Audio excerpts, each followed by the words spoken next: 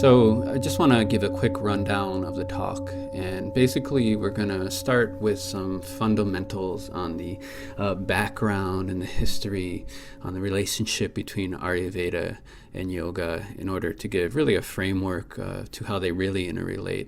They often called sister sciences, but what does that really mean? And what is their interface? And then we're going to delve into how to safely apply some of this knowledge.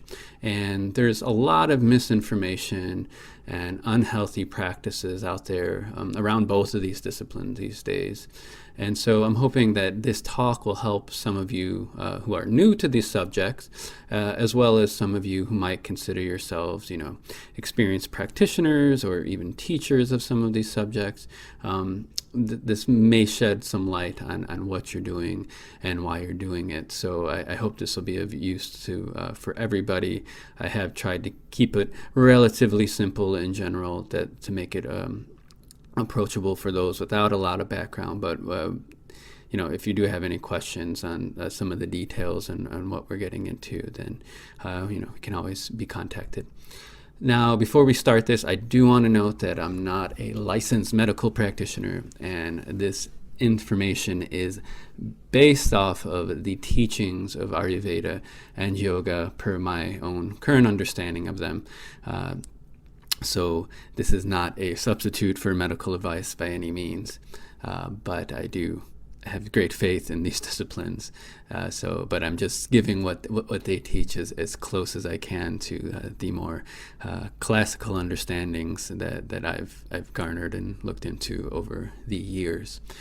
So to start with, both yoga and Ayurveda are sister sciences, as many talk about, and you'll see this, when these little kind of website blog write-ups. However, their history, their aims, their trajectories really have unique development. So it is important to distinguish that they're not the same subject.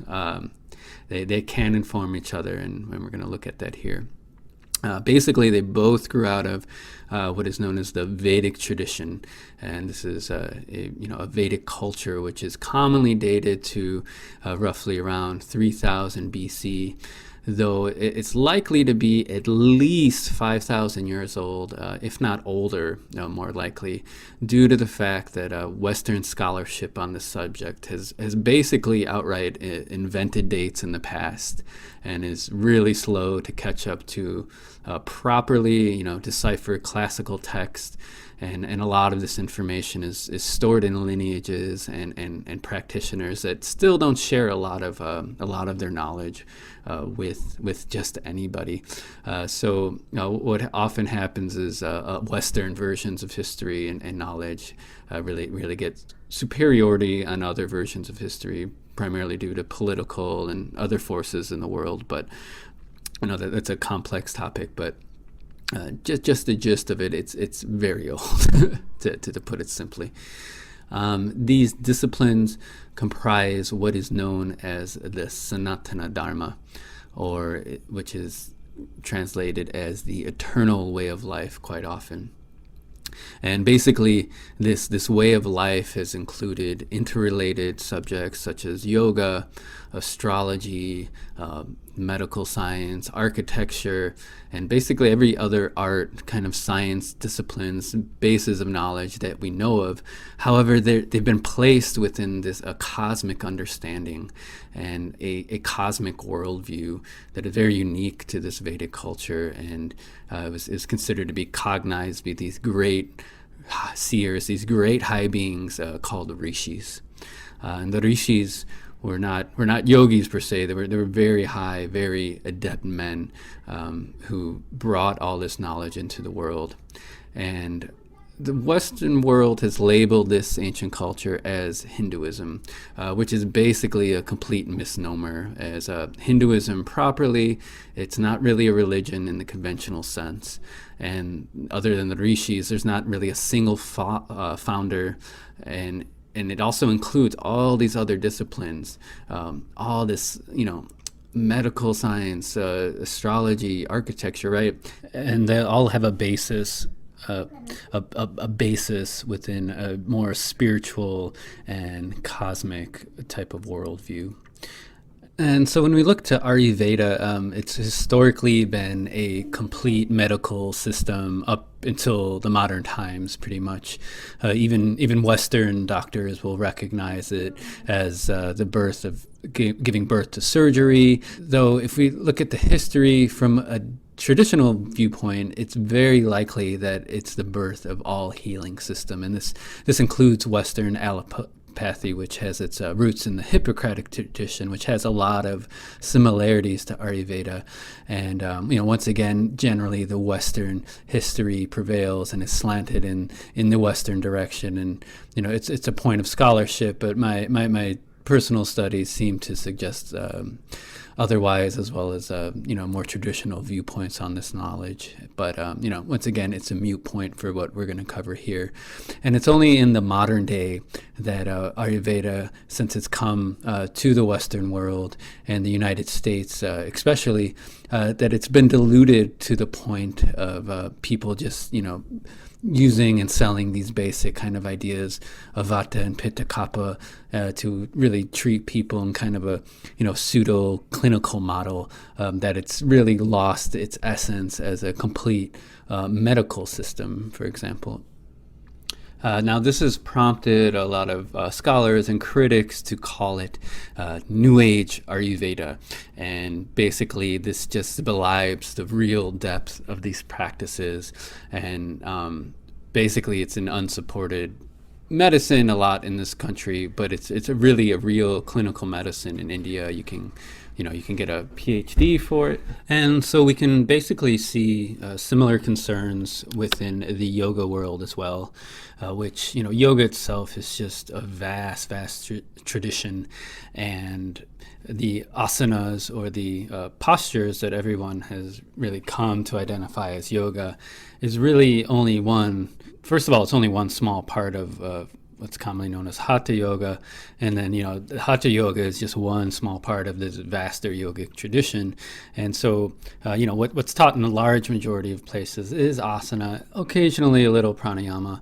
And, there's some certain schools will have some more philosophy and things mixed in, but by and large, in the mass populace, the mass culture, this is somebody says they're going to yoga class, you know what they're talking about. And similar things are starting to happen with Ayurveda and this Vata Pitta Kapha logic, and just basic kind of dietary things, missing this whole larger heritage behind it. But nonetheless, a lot of people don't know actually asana is as far as the modern practice of asana, it's actually more rooted in Western exercise and body building techniques than these more traditional aims of the practice, which we'll talk about in a minute.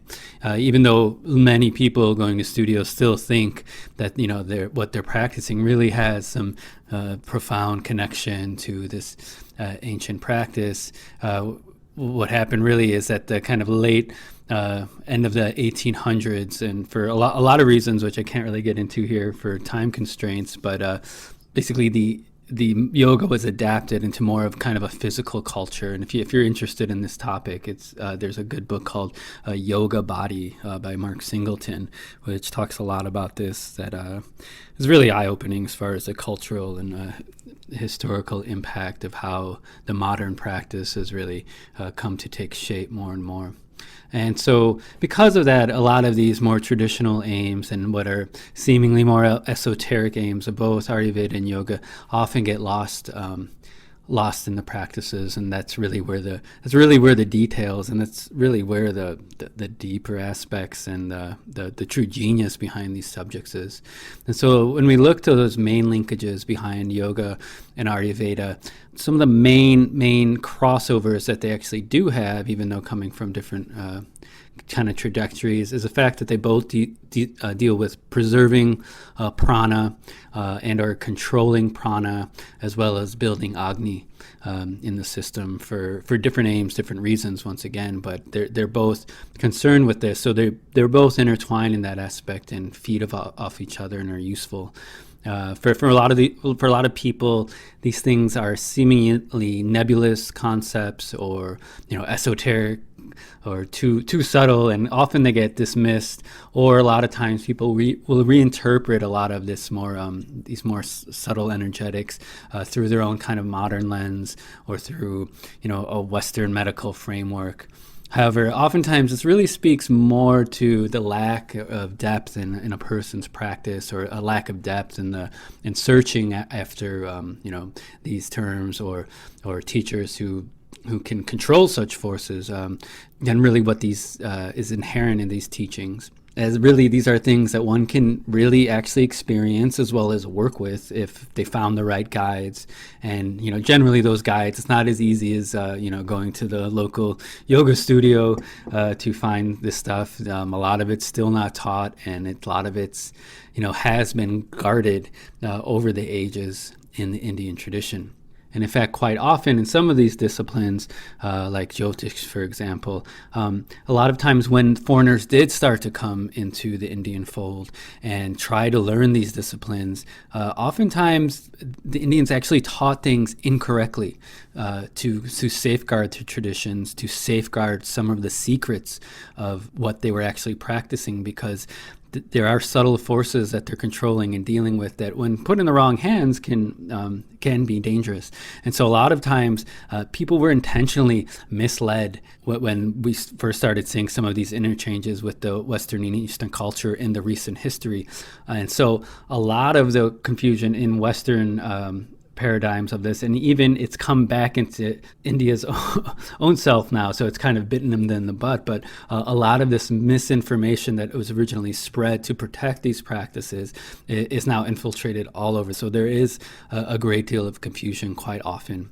Now, one of the biggest difference in regards to Ayurveda is basically that it seeks to control some of the grosser aspects of prana and Agni, and while yoga really takes us from the grosser aspects of life to really the most subtle functioning of our existence. And one way I like to put this is that basically Ayurveda helps us to stay in our body, while yoga tries to make sure that we don't reincarnate and come back in a body. So, those are two really different aims. However, yoga pushes the body so much or can push the body so much in order to elicit certain spiritual states and gain access to certain spiritual functions, that having Ayurveda as a check and balance is really important, because you need the physical body in order to reach enlightenment. So it's essential to do that, and do it safely if you're going to use yoga intensely for a spiritual practice.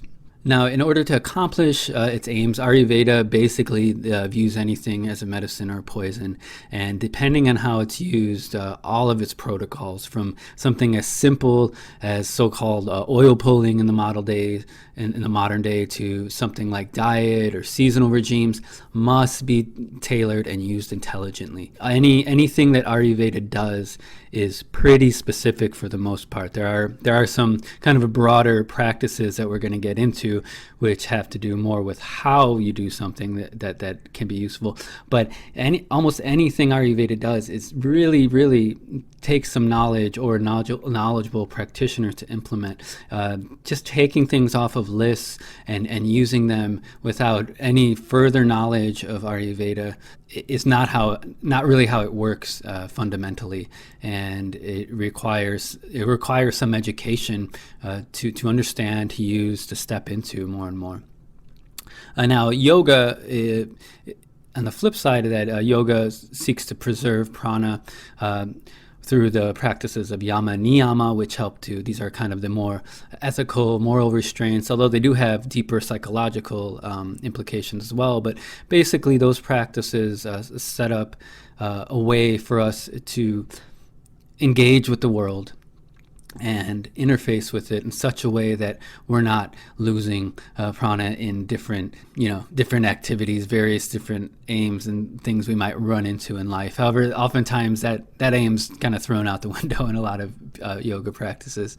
Nonetheless, then there's asana and pranayama with practices that include bandha and kriya and mudra and so forth that really help a practitioner to start to get control over their prana, to control over the life force in their body, and be able to direct it and do different things with it. And this is really one of the key things that is missing, that can't really be taught in a general kind of hour and a half workout style kind of yoga class, because it's deep. It needs prolonged daily practice with a lot of subtle intention, as well as a really proper guide who has mastered or has some depth of control of the prana in their own body.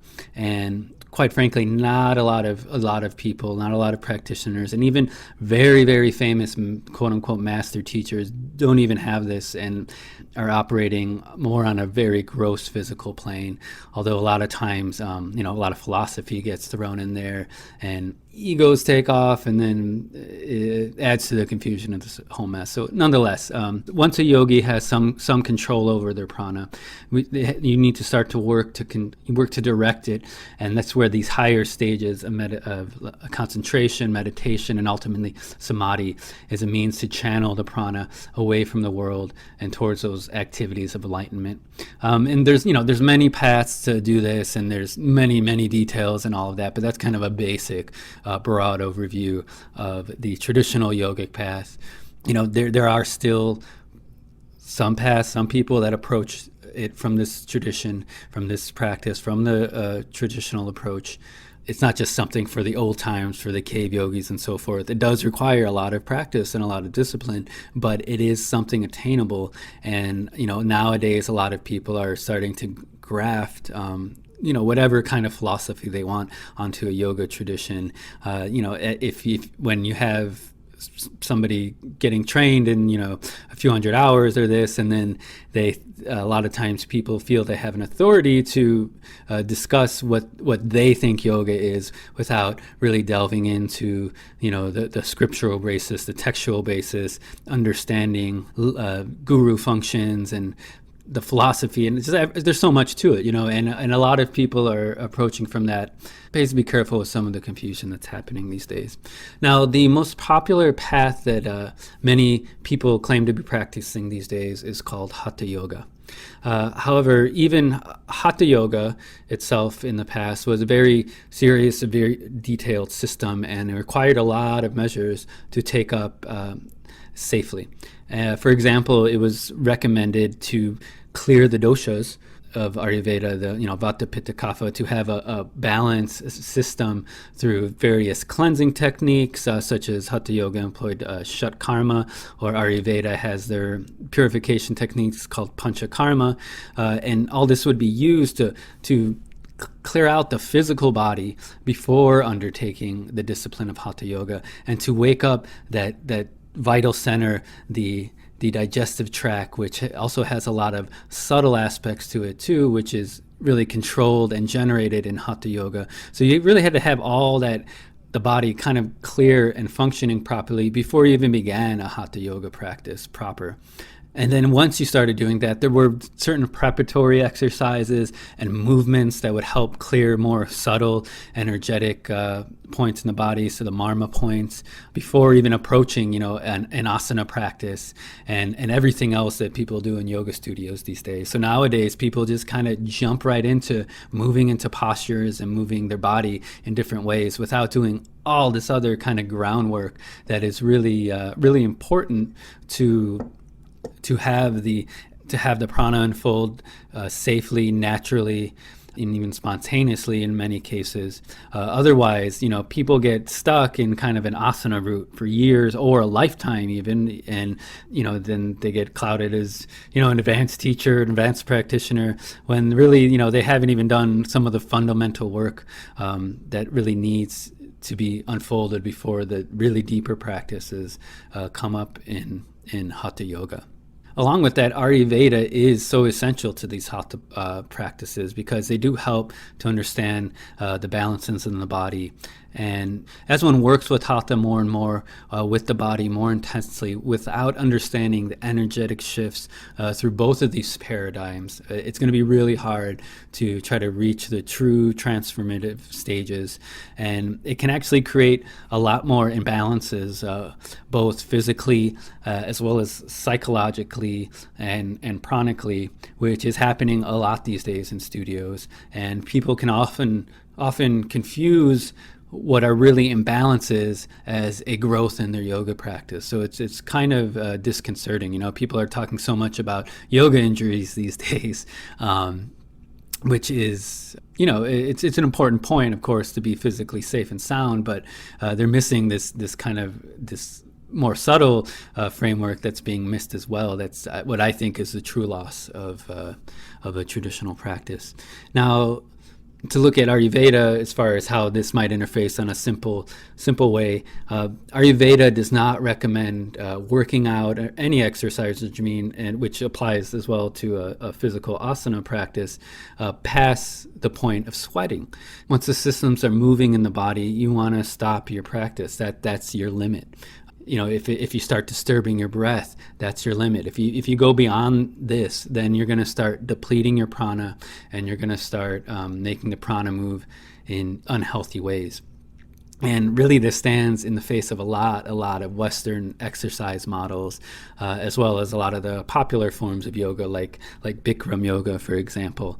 And, you know, a lot of people are often taken back by this comment about that Ayurveda recommends this, but, you know, it's a large topic, but it's what's based in the scriptures. It's what's based on their thousands of years experience of longevity, of prolonging life, and maintaining health in the physical body, because I don't want to get into too many more details, but that's the basics of it. And as I mentioned before, there's a lot of misinformation that has come through commercialization of this subject. So a lot of this might surprise some of you who do practice some of these more intense forms of yoga, that oftentimes a lot of them were actually meant more for teenage children, but once again, a whole nother big historical basis, which if you are interested, come on our website, learn with the course, and it goes into all these details, but this is just kind of an introduction. So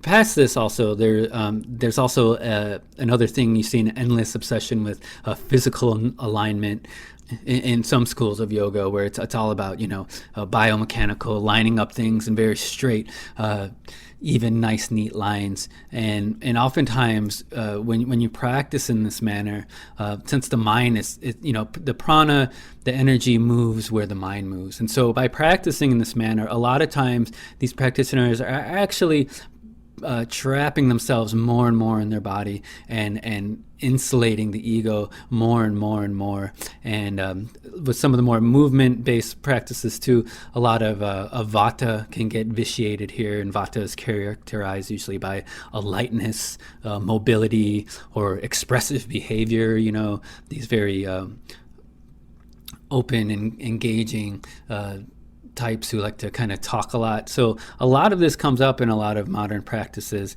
which a lot of people often see it as a sign that the practice is working, that it's doing a good job. And you know, while some lightness is good in the body, from a practice, it takes a kind of more subtle awareness to gauge what's healthy and what's actually harming the body in this respect. So it's not so simple. And you know, it requires a little deeper knowledge to really see what's going on with that paradigm. And as we start to look at Ayurveda more, we should also understand that the paradigm that the Vedic sciences are working out of it's a little more subtle, and it's more in line with, to use an analogy, and this is a gross analogy, but it's kind of like the difference between quantum physics and Newtonian physics. So right now, a lot of people are approaching a lot of this stuff from more of a Newtonian physics kind of approach, when when the real background of it's coming from an idea of quantum physics where, different particles and things can be in different places and influence things from different places at the same time. And so it's much more subtle reality that these things are tapping into. And once again, this is just an analogy because the Vedic sciences really run on their own kind of wavelength. And if you really get deep into it, it's much more deeper and much more complete logic than what's picked up in the West a lot of times. And just to run down a quick rundown of the basics for Ayurveda, for those who don't know kind of the background of of how it looks at the world. But really the core fundamental idea with Ayurveda is what's called the gunas, which is basically qualities. It's a qualitative science. So it's looking at various physical qualities as well as subtle psychological qualities as well. But some of the main gunas include concepts like hot or cold, wet or dry, light or heavy, these kind of ideas. And so each of these gunas helps to describe a different set of elements. And so in the Vedic system, we use earth, water, fire, air, ether. And each of these elements has, different qualities, can describe them and be associated with them. And once again, these qualities, these elements, they go to make up everything in the universe. And when we say element, it's not like the periodic table of elements. It's a subtle understanding, a subtle reality that's bearing onto the physical process. And there's a lot more philosophy behind it. This is just a basic overview of it. And then one of Ayurveda's main contributions is what's called the dosha, which is a combination of two of these elements, which it influences the physical body. It helps to maintain the physical body. And when these doshas go out of balance, whether they increase or decrease, then they can also create disease in the body. This seems like a simple paradigm when you just hear these terms and basic things, but there's a very deep reality going on here and deep uses to all of this information, as well as a lot of other detailed descriptions of anatomical functions in the Ayurvedic texts, and there's a lot more there but this is kind of the basic paradigm it's working under. For now, it's really important to recognize and understand that it's really understanding the gunas, the qualities, and how they move in the world, within substances, within our bodies, and that's really what Ayurveda is all about. People tend to associate, especially in these popularized versions, they tend to associate everything with a vata, a pitta, or a kapha, and that's really just a really basic simplification of how Ayurveda is actually working. It gives you a general idea of protocols and a general idea of where to go, but to get down to the nitty-gritty, you've got to look at the elements, you've got to look at the gunas to use any of this knowledge, to use any of Ayurvedic knowledge, and that's where a lot of people go astray with a lot of it. Now, the concept of the dosha, vata, pitta, kapha, is in this popular representation. It's kind of in line with your average kind of sun sign astrology that you might see in a newspaper.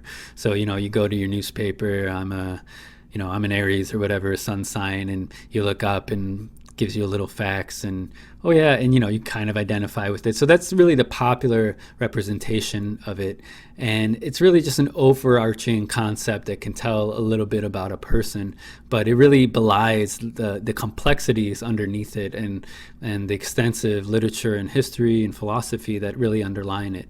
And unfortunately, a lot of these programs too nowadays that are popping up, while they do touch on some of the philosophy and theory of the underlying of the doshas, they still tend to gravitate towards back more of these simplistic notions of using vata, pitta, kapha logic. So it's important to use that with some discretion. And I should also point out here that astrology, or Jyotish, as it is known in India, it's an ancient astrological science, which had a depth and a profundity that few people, even a lot of people who practice it, West or India, are really unaware of. It has its own deep history, theories, philosophy, and it's really a details, so you can take years and years and years. So just as you can get a PhD in Ayurveda, Jyotish, you can take lifetimes studying